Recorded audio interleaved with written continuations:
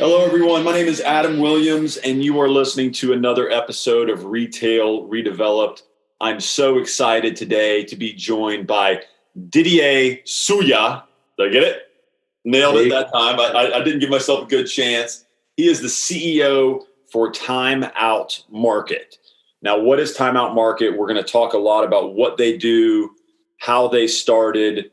We are going to talk to Didier about his time in the business, how he went from being part of Hakkasan, which is one of the most recognizable names in hospitality in the country, to becoming the CEO of this company and trying to figure out how to lead their global expansion.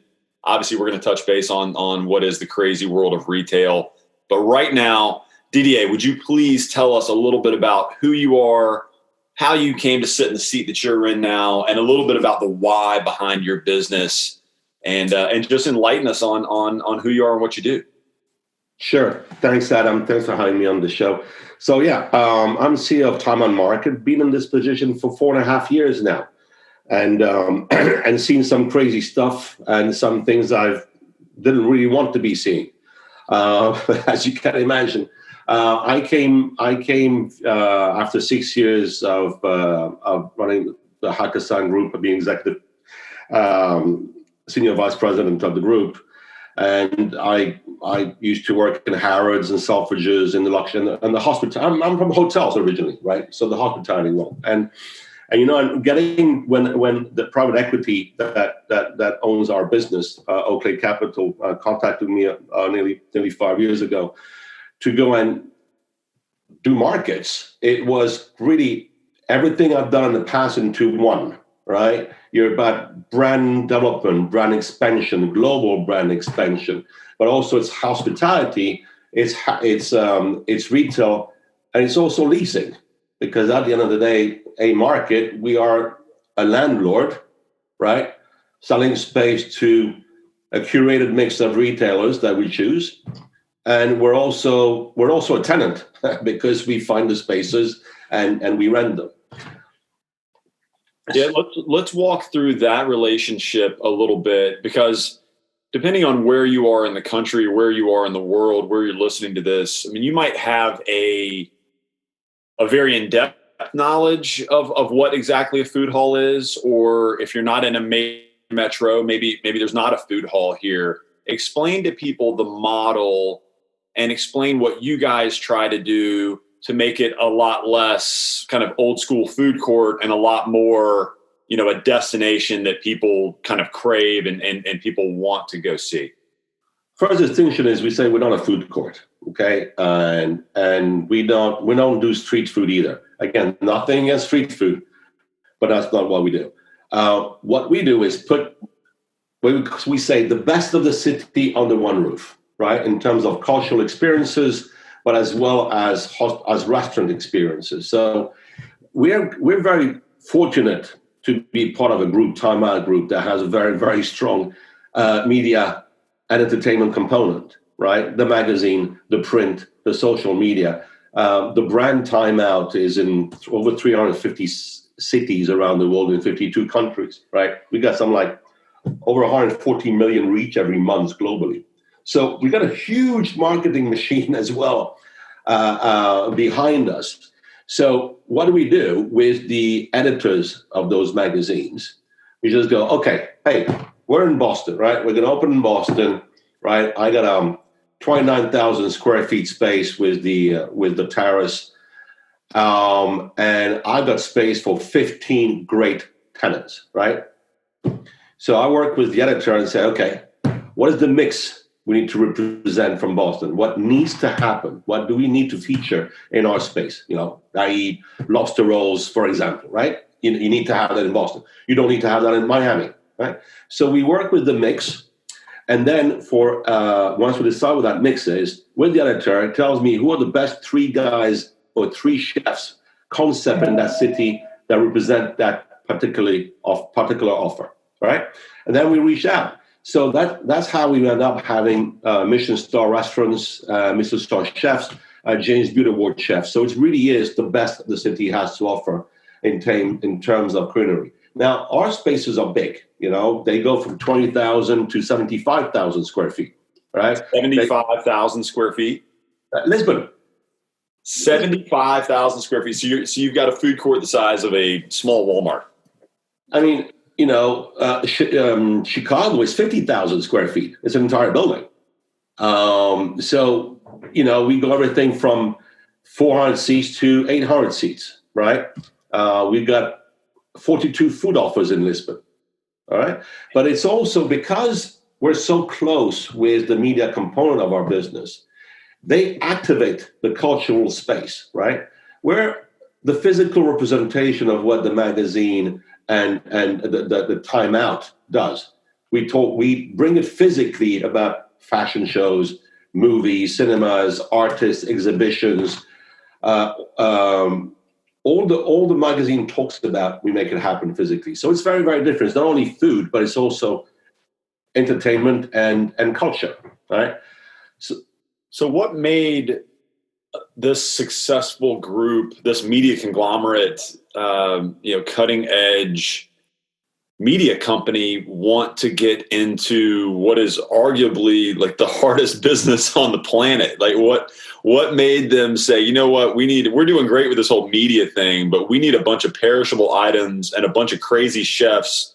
Let's do 20 or 30 of them all under one roof and figure it out. What was that all about?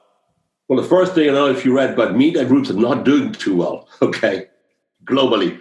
Print doesn't work anymore, okay? Yeah, I watched Succession. That's about as close as I get. That's about as close. That's the limit of my knowledge. So they had to diversify, and look at another avenue of revenue stream, for survival in the long term.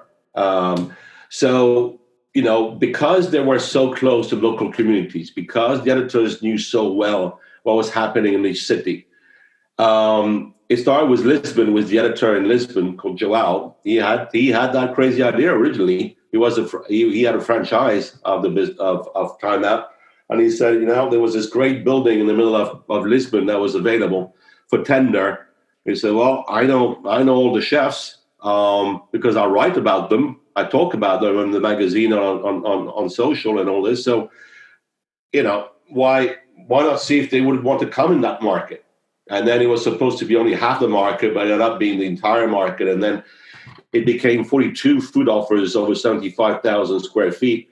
And it's going to be 6 years now that it opened. And we clocked 4.2 million visitors last year. So it became the number one tourist destination in the entire country of Portugal.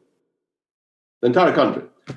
So when I came on board 4.5 years ago, we with the team, we explored the model. We understood what was working, what was not working. We worked on it for another few years.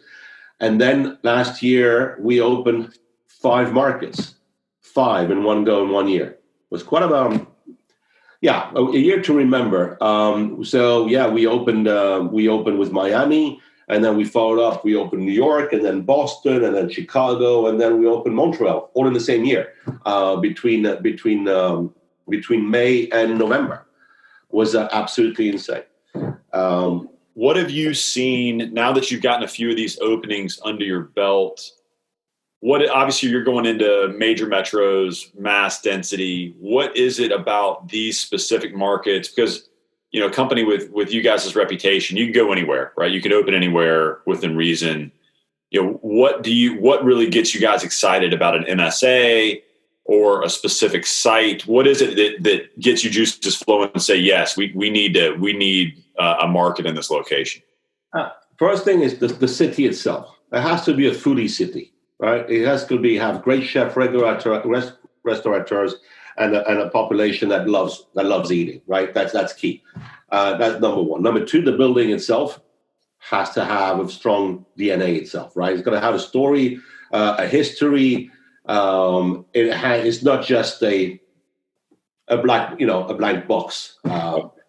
So, thirdly, we need to find locations where we have people living, people working, and where tourists would go to.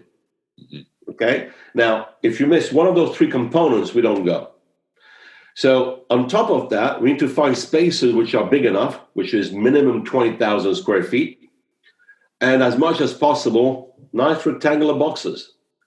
So it doesn't make things easier for us to find space. No, that's a lot of layers. Now, when you're doing 20-ish, 25,000 square feet, what have you kind of figured out as your secret sauce for number of vendors? Obviously in Boston, you have to have a lobster roll. And in Miami, I would assume you'd have to have amazing Latin food or amazing ceviche. I'm sure they've got something that you have to have down there. But what have you figured out is the secret sauce for number and mix? Is it just site specific for every building? Well, it always is site specific, but there's no point in having 25 restaurants, except if you turn 15,000 covers a day. All right, you got to make sure that your partners, your tenants, the people that work for you, the chefs that you brought in, right, are with you, that makes your brand as well. They need to make money, right? So if the pie is that big and you divide it by too many people, there's not much enough for everybody. So it's great to be very authoritative, right? And I would never open something with 6 food offers, for example. The minimum we have is 15. But 15 is a good number. 15 is a good number, You got authority, you got a good mix, you got a choice for everybody. And normally you have enough, the pie is big enough so that everybody makes money on 15. Now, if it was 20, 22, might be too much. Now, I come from more of a traditional restaurant background, and my mind goes back to more traditional restaurant metrics, where if you're doing $1,000 a foot in a restaurant, you're like, private equity's knocking on your door, right? Like you're kicking ass and taking names and doing really well. But these stalls are so small that I assume that metric gets thrown out the window. Is $1,200 a foot, 15, 2,000? Like what is really hitting a home run out of one of these stalls? Because I assume the stalls are 600 feet, 500 feet? No, they 250 feet to 300 square feet. That's it. Okay. Tiny. Yeah. So imagine somebody taking $2 million a year in a space like that. Crushing. Yeah. That's what it is, right? That's why. So the metrics are different. At the end of the day, it's a real estate deal. Right. It has its hospitality components. Of course it is. But we find great spaces in great locations. We call them out and we curate the mix and we manage our tenants. So two other things, and I don't want to stay super granular on how to run a food hall, because there's a lot of other things I want to talk to you about, but my restaurant nerd part of my brain can't help myself. Do you guys find over the course of developing this concept, because obviously you're probably a very different concept today than you were, when you guys started, do you guys like to let all the individual stalls sell their own alcohol? Or do you guys like to do your own bar and have everything run through a central point? Or is that up for interpretation per the space? No, our concept is very, very clear. We run the bars. We run the booze. It's our license. It's our name on it. It's our risk. Okay? The tenants run food and non-alcoholic soft drinks. Centralized point of sale system that we provide. It's our tills. It's cashless, and it was cashless way before the pandemic. It opened cashless, right? So we control all the sales, control the POS. It's as much as a risk-free concept for our tenants as it is, because the kitchen is all set up. It's built. It's done. So the tenants can move in 2 weeks before we open.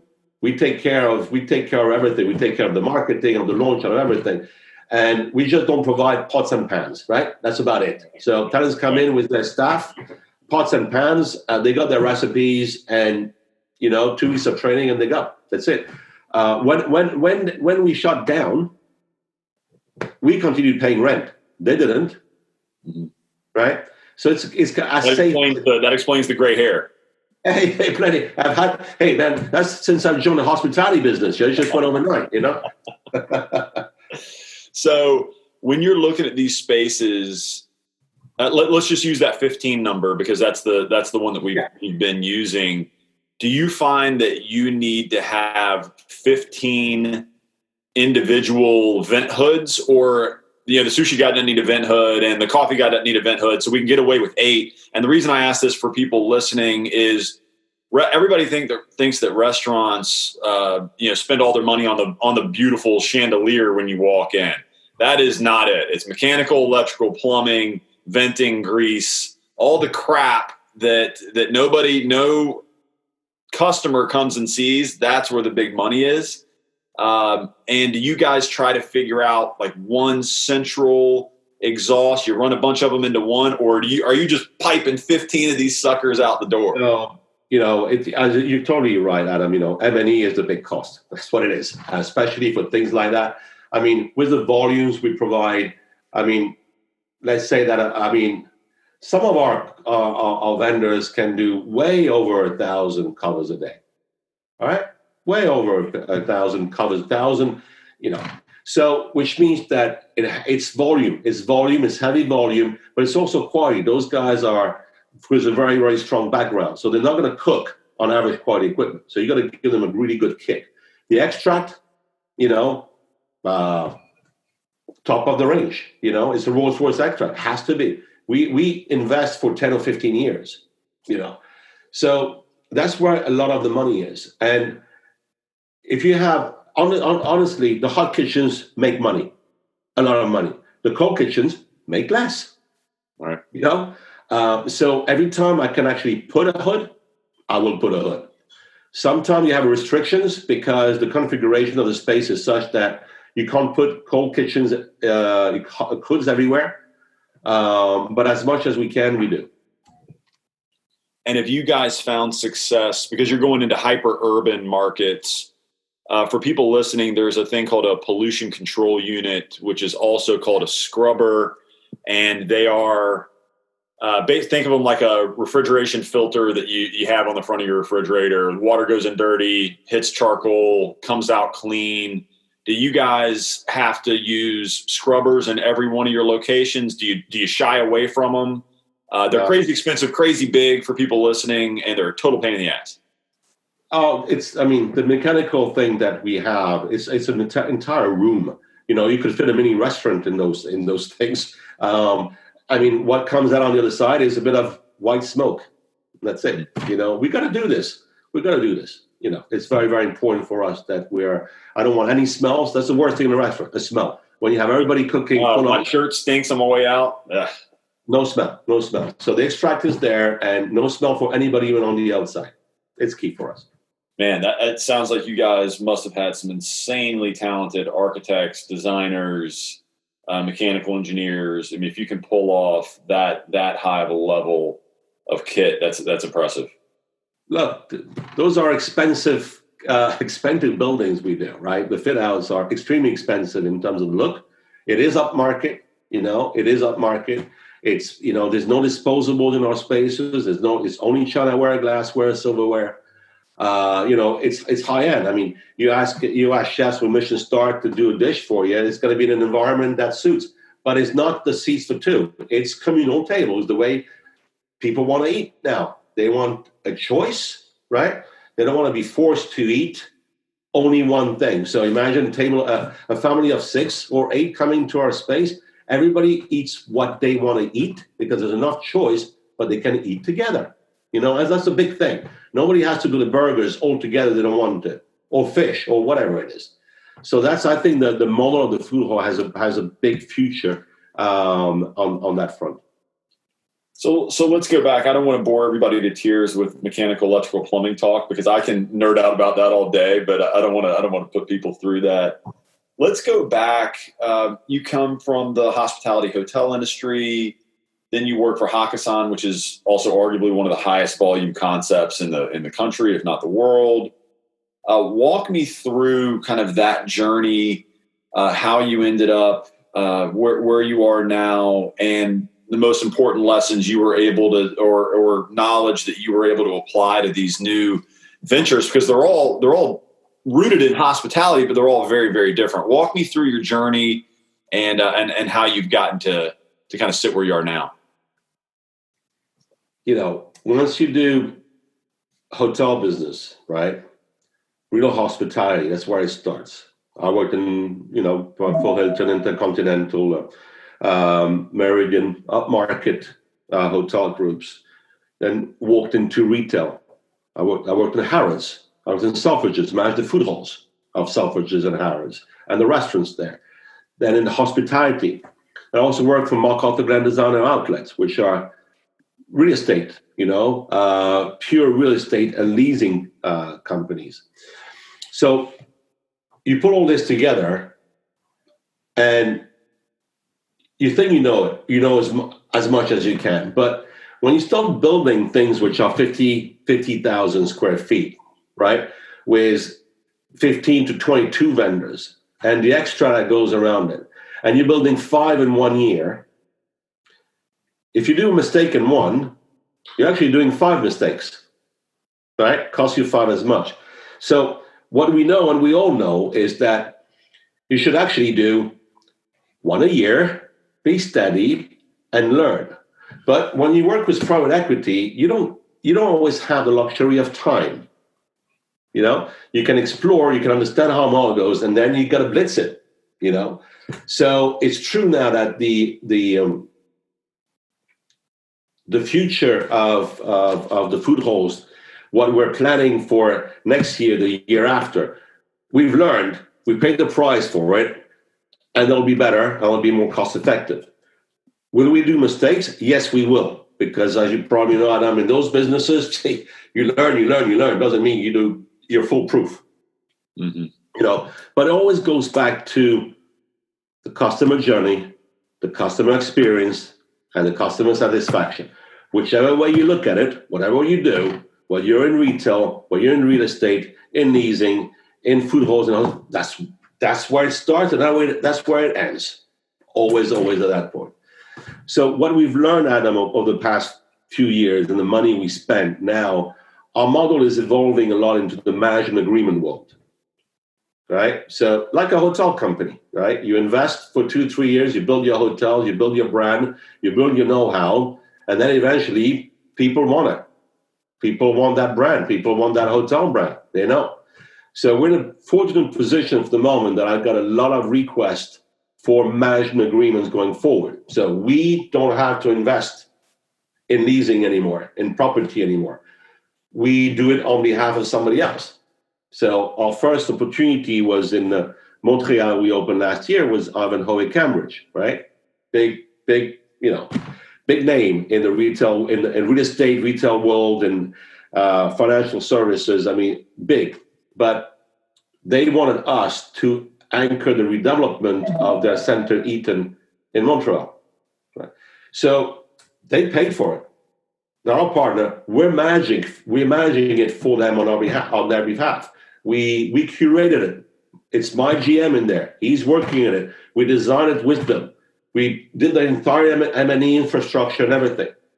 But it's a management agreement. The next one is in Dubai in February. We're opening with Emaar, right in front of the biggest building in the world, the Burj Khalifa. So that's the model as well. Like hotels, you evolve, and now we are working on management agreements. So explain to people, if I didn't understand the business and I was listening to this, I would immediately say, like, why in the world? Because I'll put a pin in this, and I'm not saying that this is your market, but I mean these markets are $350 a foot and way above that to build these things, right? So explain to people why a landlord, a real estate company would be willing to, in essence, make that investment on your behalf to set you guys up to do a ton of sales and do 1,000 covers per vendor per day, these massive volumes, because it all comes down to amenitization in my mind. but I would love to hear from your side why these landlords are willing to kind of hold hands with you guys and make this massive investment on both of your behalves. Well, you're right. $350 a square foot and up. Imagine what 50,000 square feet will cost you. So there's not many companies that can do this over and over and over again. You do 2, 3, 4, 5 times, and then you got to sell the concept. Now, the developers, malls, where do they find their 30, 40,000 square feet anchor store now? It's not retail, Adam. Sears ain't calling you back. It's not fashion retail anymore. It doesn't, right? So it's F&B. And it's F&B, and the only concept that can take that amount of space is concept like food halls, market food halls. Now, if I said 4 million visitors last year in Lisbon, 4.2, imagine the amount of traffic that we drive, right? We drive footfall. And on top of it, we got a media partner. Let's forget about that. It's a big media partner. Time Out, global. So when we open anywhere, like when we opened for Ivanhoe in Montreal, right? All our editors globally said, Time Out Market is opening in Montreal. Where's Ivanhoe Cambridge in Eaton Center on Rue Saint-Catherine, right? And that went boom. That means that over 140 million people that month globally read about this, right? So we bring footfall. We're a destination. And also for the developers, right? Because we bring the footfall, they're able to convince other brands to come around us, right? So that's why, that's one of the reasons why management agreements are the way forward for the moment, why the landlords or developers are interested in what we're doing. And we're different. We do it differently. We're not to the food court, it's really up market. So you mentioned malls, you mentioned large retail. It's no secret that retail was getting smashed 6 months ago, and now we're seeing kind of unprecedented change in our business. How do you see? Because right now, throw the playbook out the window. I tell people I had a pretty good grasp on what retail was all about 4 months ago, and then my playbook got thrown into a wood chipper. Right? It's I don't know shit anymore, but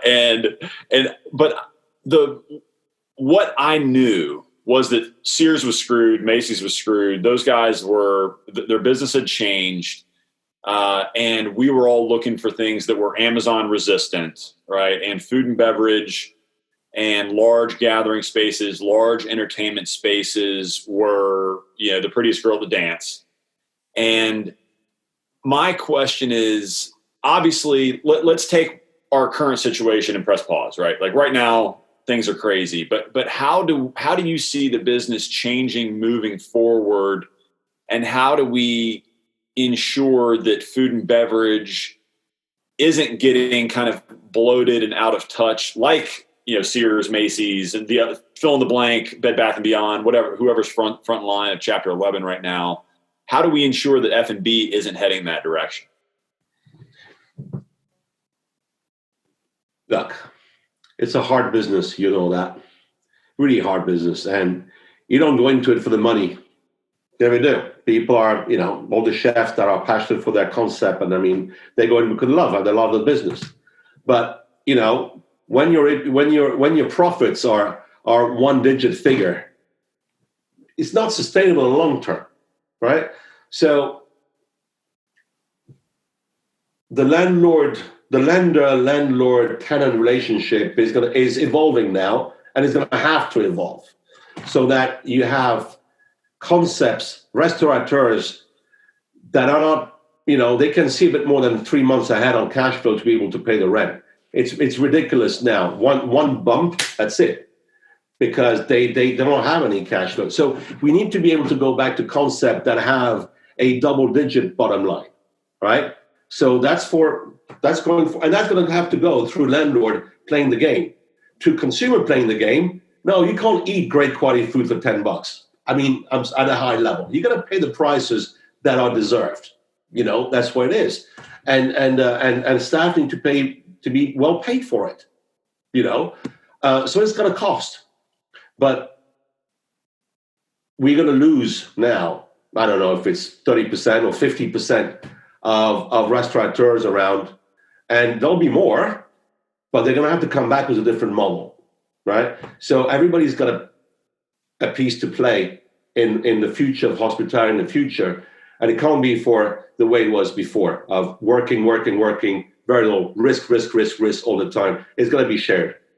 Didier, do you see more traditional management agreements? Because management agreements make sense when you're talking about, because I do a lot of amenitizing skyscrapers, apartment buildings, things like that, right? We want to make the ground floor really hip and cool so we can get more rent upstairs, right? My business is not rocket science.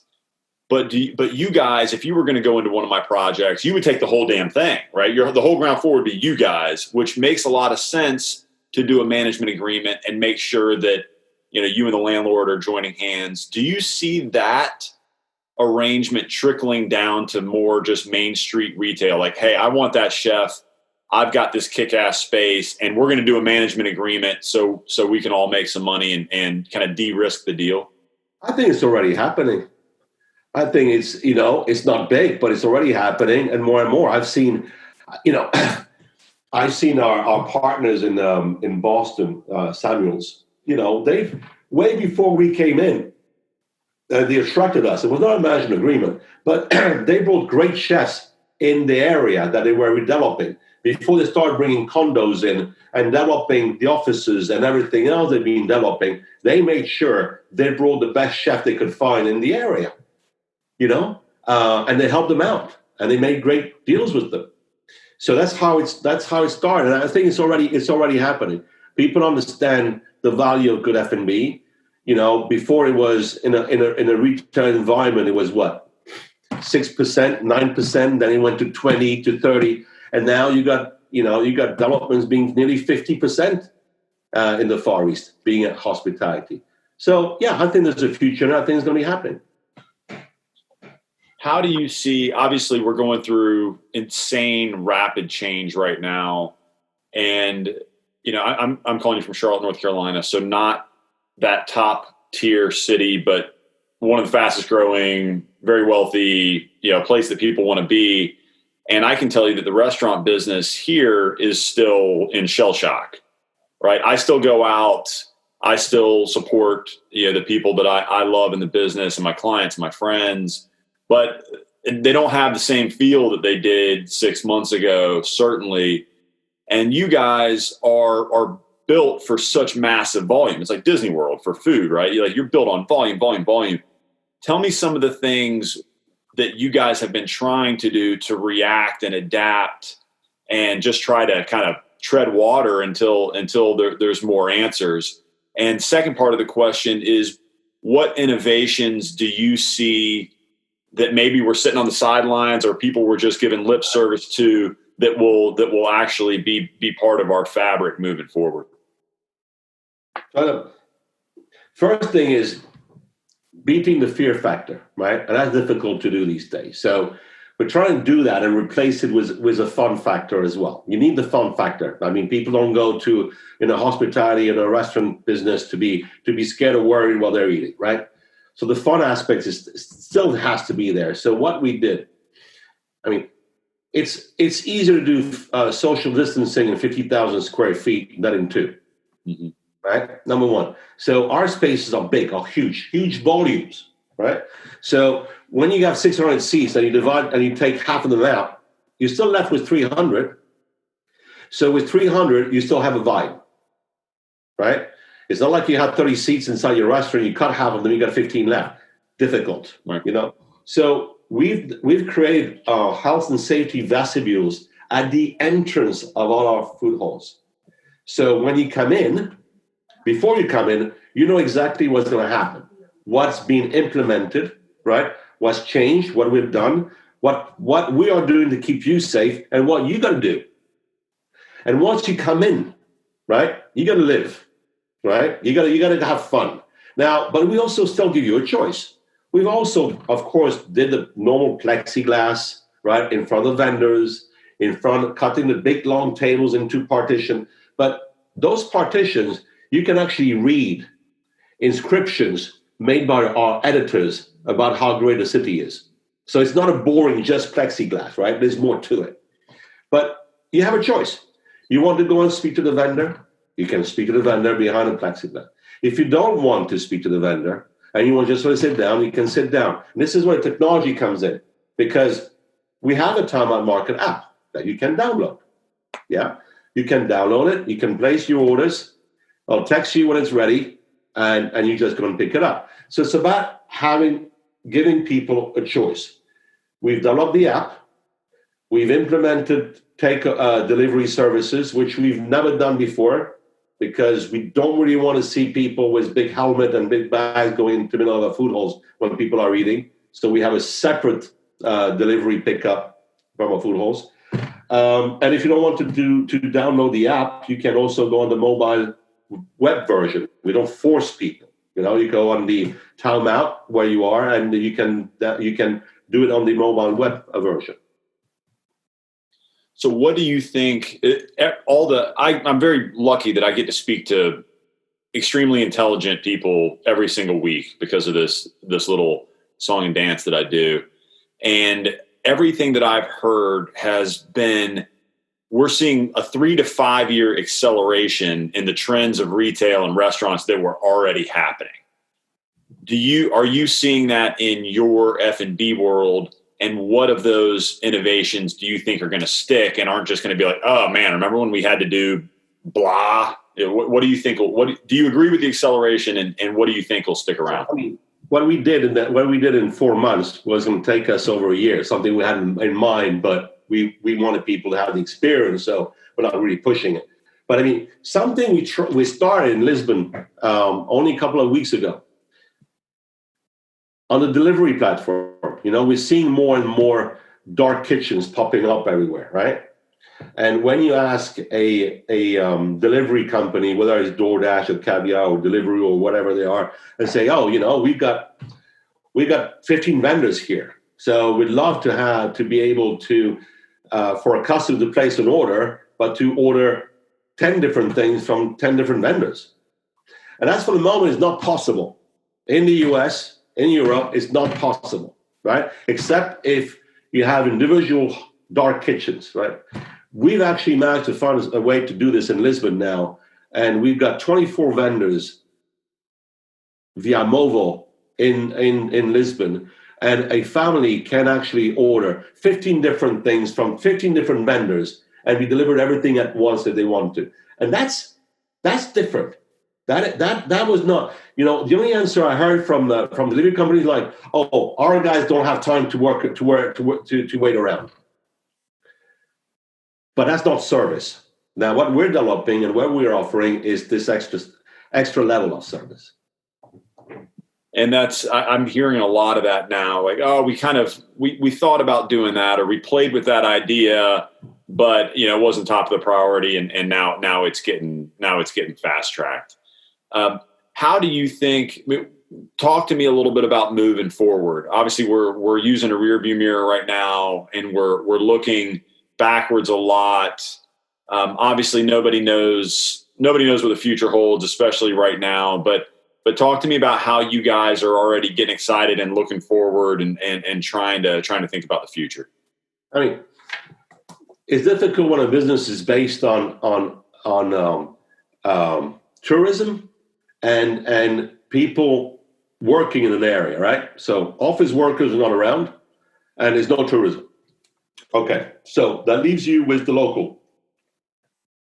So we are reopening we have reopened Montreal and Lisbon, and for the moment we're based on the local community, because we're always very, very local.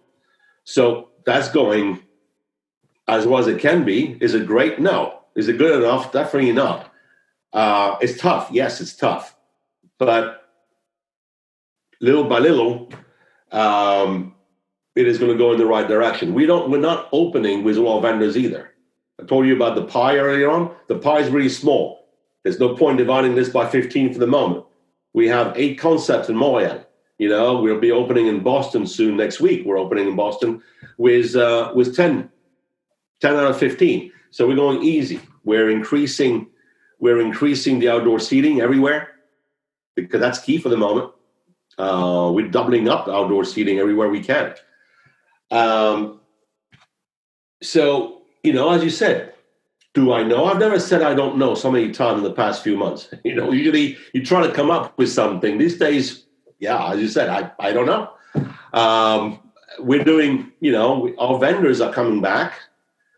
Some need to take care of their own brick and mortar, which we understand, and say, hey, take care of your business, man. When you're ready, you got a place with us. But for the moment, we'll hold it for you.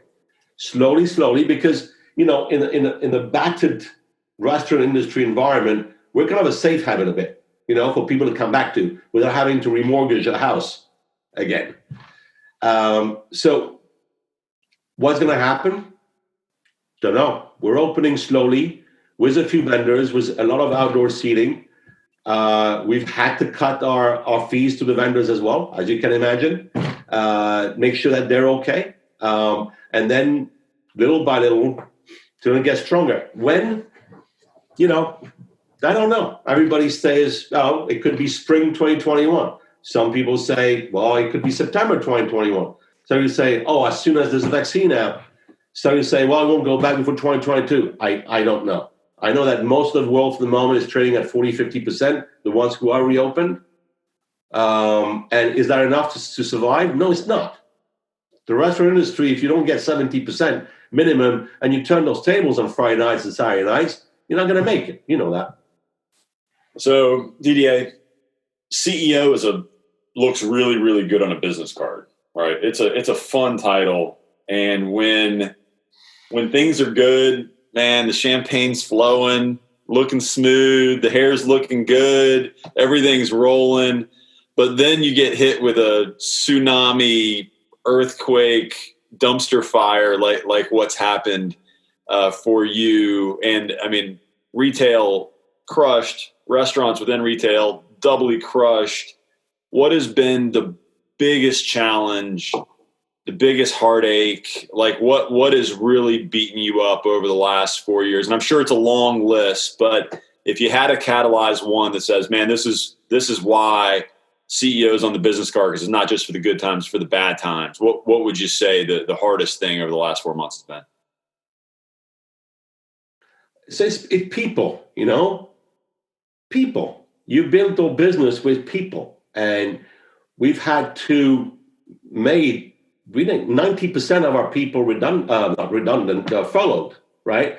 And we kept them on benefit because saying, guys, we're going to reopen, and we want you with us the moment we do that, because it's years and years of training, of development, of investment.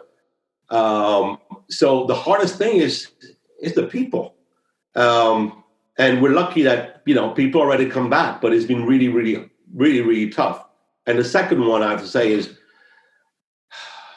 not with all, but the relationship with landlords, those renegotiation, they take a big bite out of you. It's long and painful, and you want to still be alive on the other side so that you got a space, a home for those chefs to come back to. But you got to fight. And I understand, it's not always the landlord's fault. They have lenders like everybody else, But at the end of the day, we're the ones having to pick up the bill. And when you're talking 50,000 square feet, it's not a small bill. And when you invest so much in our properties, suddenly those properties are quite interesting for landlords to get their hands back on at some stage. Hey, you spend 10, 12, 14, $15 million in a property, it changes the dynamic a bit.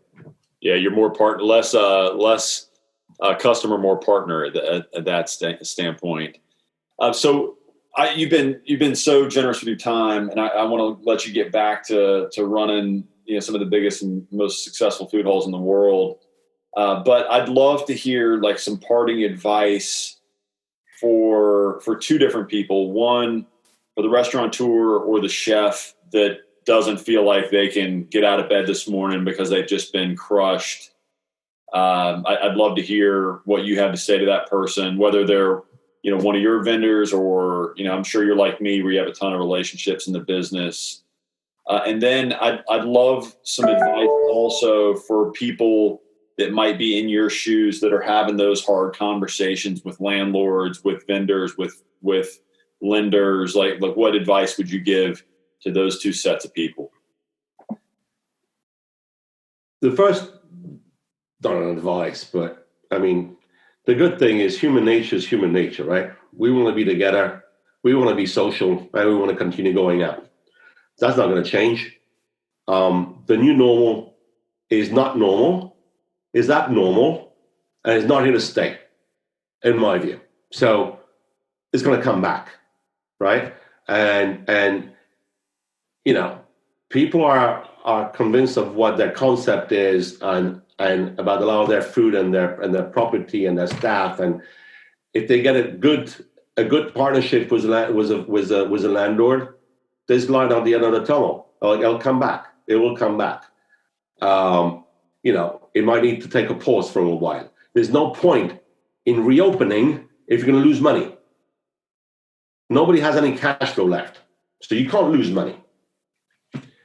I think that our concept as a whole is a place where you can have a good time at a reasonable price and honor your local restaurant heroes. So I think that's what we are.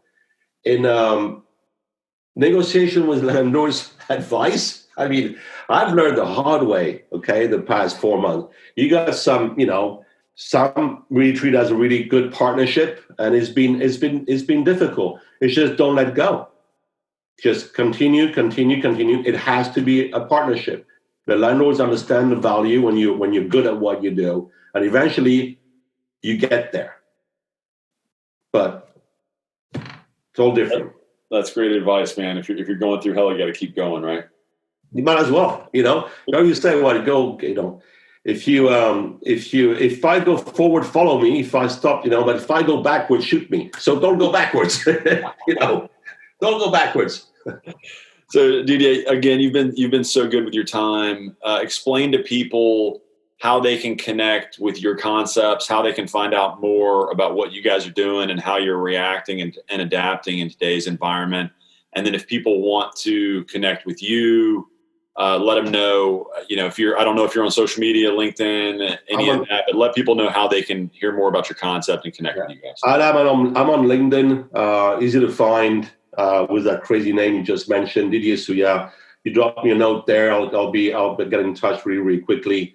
Timeoutmarket.com, timeout.com. All the information is in there. Our PR contacts are in there as well. And it's easy to get in touch with me. Really easy. Well, Didier, thank you so much again for taking time out of your day, sharing your wisdom, sharing your advice, and giving people a little bit to think about here, because we're all in this business. We're all going through it together. And you really admire how you guys are staying the course and can't wait to see you on the other side of this thing. Thank you for taking time. And thank you for your time. Appreciate it as well.